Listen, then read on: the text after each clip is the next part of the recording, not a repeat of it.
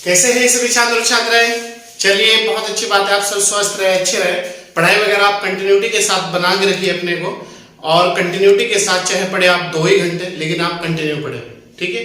चलिए, मैं आपका अपना टीचर कुछ रिकॉर्ड, आज संडे है, आज मैं आप लोगों के लिए 3 टेस्ट और लेकर आया हूँ। तो आइए देखते हैं कौन कौन से टेस्ट है। पहला जो हमारा टेस्ट है वो है जनरल स्टडी, सामान्य अध्ययन, और टेस्ट नंबर 11 है। इससे पहले जितने भी सामान्य अध्ययन के टेस्ट हुए हैं जनरल स्टडी जीएस के, वो आपके प्लेलिस्ट में पड़े हुए हैं 10 के 10 टेस्ट। आप प्लेलिस्ट से जाके अपनी तैयारी को आगे बढ़ाएं और अच्छे मार्गदर्शन में आप आगे बढ़े और अपनी तैयारी को अंतिम सफलता तक पहुंचाएं। चलिए देखते हैं पहला क्वेश्चन क्या है। आप देख रहे होंगे हम कंटिन्यूटी के साथ आप लोगों के साथ लगे हुए हैं और हमारी पूरी विनायक कैंपस की टीम आपके साथ मिलकर कार्य कर रही है। तो आप भी हमारे साथ कंटिन्यूटी के साथ जुड़े और ज्यादा से ज्यादा लोगों को शेयर करें क्लास को।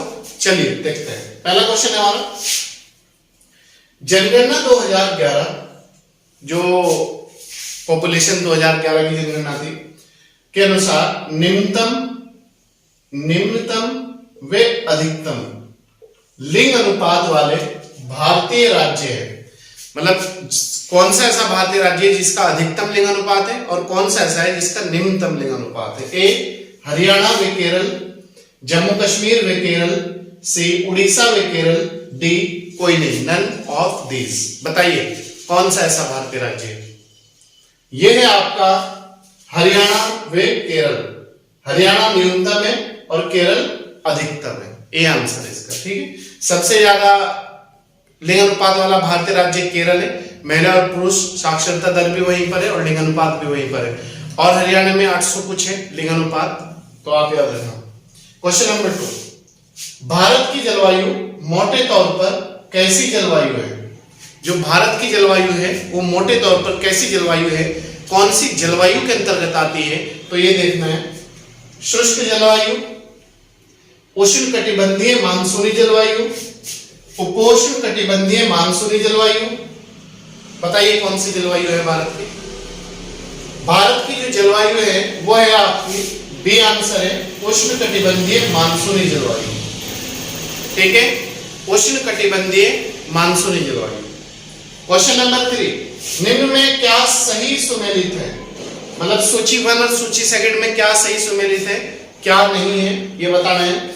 विटामिन ए रतौंधी रोग, विटामिन ए से रतौंधी रोग कह रहा है। विटामिन B1 से कह रहा है बेरी रोग होता है अगर इसकी कमी हो जाए। विटामिन सी से कह रहा है स्कर्वी रोग, और डी कह रहा है ऑप्शन सभी सही सुमेलित है। तो बताइए इसमें कौन सा आंसर हो जाएगा हमारा। इसका आंसर हमारा डी हो जाएगा, सभी सुमेलित है।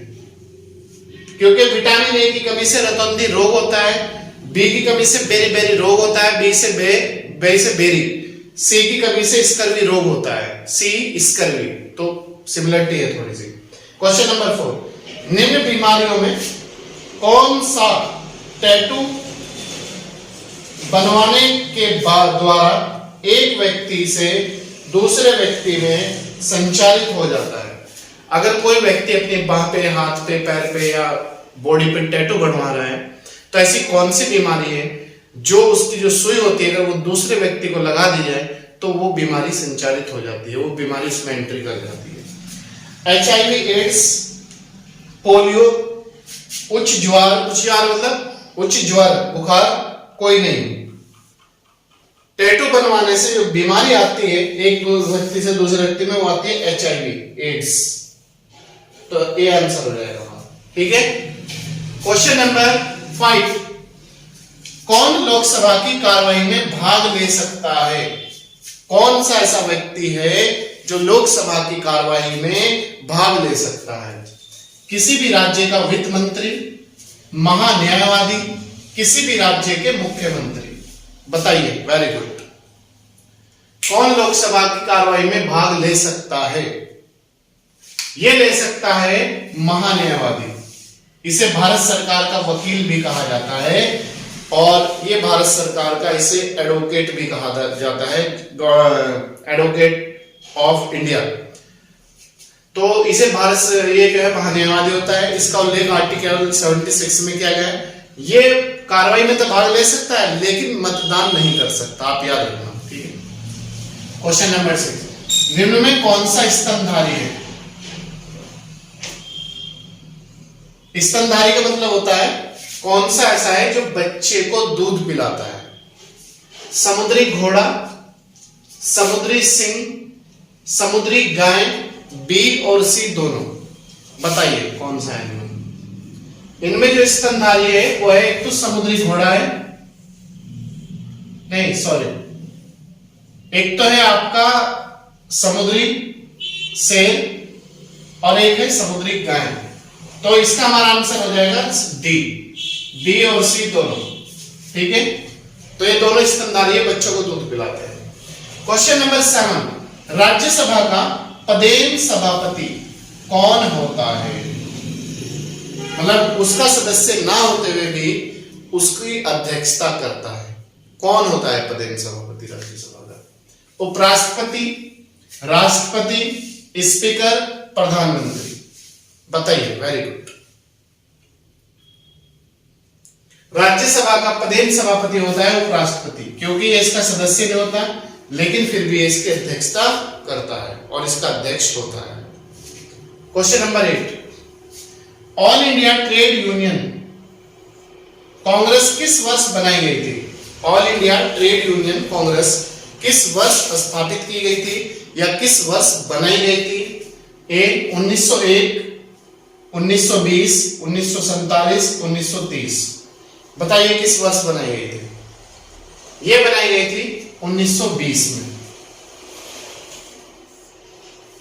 क्वेश्चन नंबर 9, निम्न में किसे लाख बख्श के नाम से जाना जाता है? दिल्ली सल्तनत का एक शासक था जिसे लाख बख्श के नाम से जाना जाता है, तो वो कौन था? Balwant, Iltutmish, Qutubuddin Aibak, none of this, कोई नहीं। बताइए कौन सा ऐसा शासक था? वो था आपका कुतुबुद्दीन ऐबक।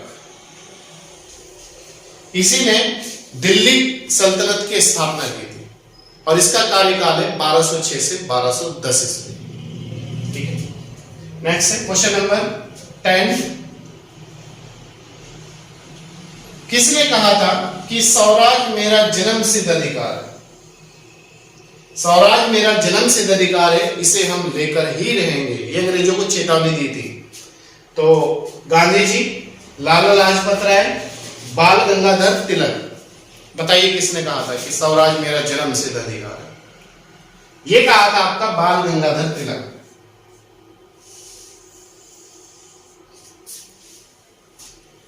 स्वराज मेरा जन्म सिद्ध अधिकार है, बाल गंगाधर तिलक। इसके बाद है नेक्स्ट क्वेश्चन हमारा, क्वेश्चन नंबर 11।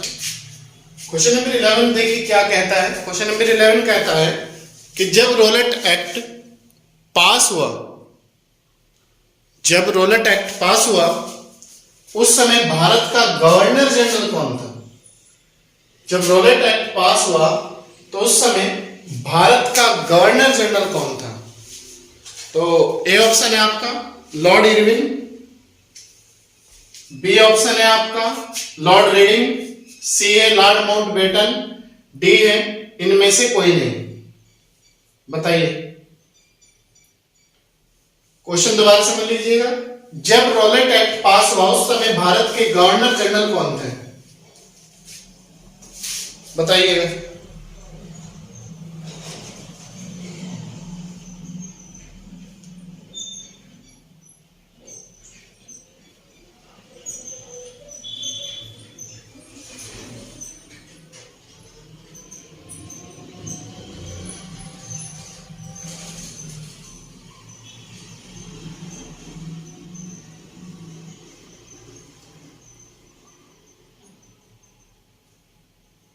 बताइए, वेरी गुड।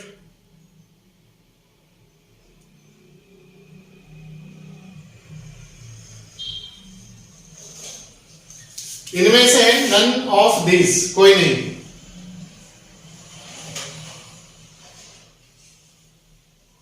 क्वेश्चन नंबर 2 है,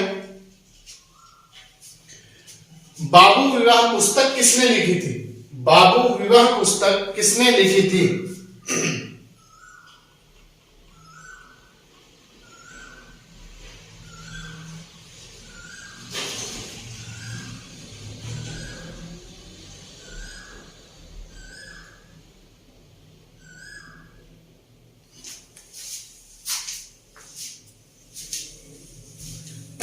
बाबू विवाह पुस्तक किसने लिखी थी? ए राजा राम मोहन राय, बी ईश्वरचंद विद्यासागर, सी पंडित रमाबाई। बताओ किसने लिखी थी बाबू विवाह पुस्तक?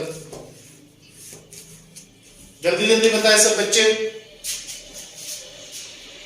ये लिखी थी ईश्वरचंद विद्यासागर ने। बाबू विवाह जो पुस्तक है वो है ईश्वरचंद विद्यासागर की। क्वेश्चन है भारत का प्रथम अंग्रेजी जो अखबार था उसका क्या नाम है? बताइए, भारत का जो प्रथम अंग्रेजी अखबार था उसका क्या नाम है?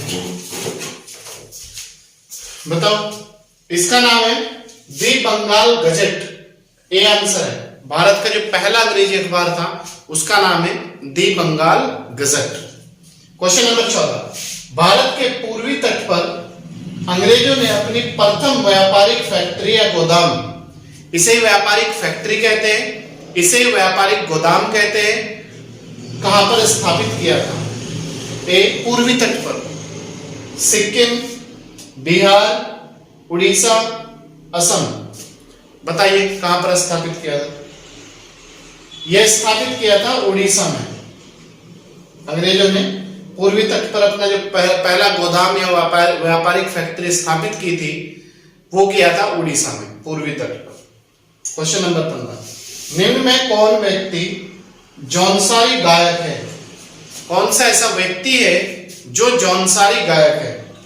ए जगत राम वर्मा, बी फकीरा सिंह चौहान, सी नंदलाल भारती, डी सभी। बताइए इसका आंसर क्या है?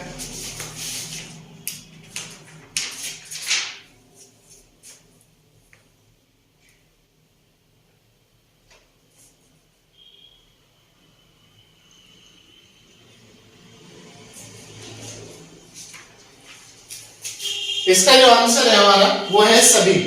ये सभी जौनसारी गायक है। जगतराम वर्मा भी, फकीरा सिंह चौहान भी और नंदलाल भारती भी, ये सभी आपके जौनसारी गायक हैं। याद रखना, जौनसारी गायक। क्वेश्चन नंबर नेक्स्ट, राष्ट्रीय खाद्य सुरक्षा मिशन में निम्न में किस फसलों के उत्पादन में वृद्धि का लक्ष्य है? मतलब कौन सी ऐसी फसल है जिसमें यह कहा गया है कि इसमें वृद्धि का लक्ष्य और वृद्धि होनी चाहिए और टारगेट बनाया गया है वृद्धि? बाजरा, गेहूं, दालें, बी और सी दोनों। बताइए कौन सा इसका आंसर है? बताइए। इसका सी आंसर है, बी और डी आंसर, सॉरी बी और सी दोनों। मतलब ये गेहूं को भी इसमें शामिल किया गया है और आपको इसमें दालें भी शामिल करी गई। ठीक है। एक क्वेश्चन था हमारा कि जब रोलेट एक्ट पास हुआ उस समय भारत के गवर्नर जनरल कौन थे? तो इस समय जो भारत के गवर्नर जनरल थे वो थे लॉर्ड चैम्सफोर्ड। तो चैम्सफोर्ड थे इस समय गवर्नर जनरल।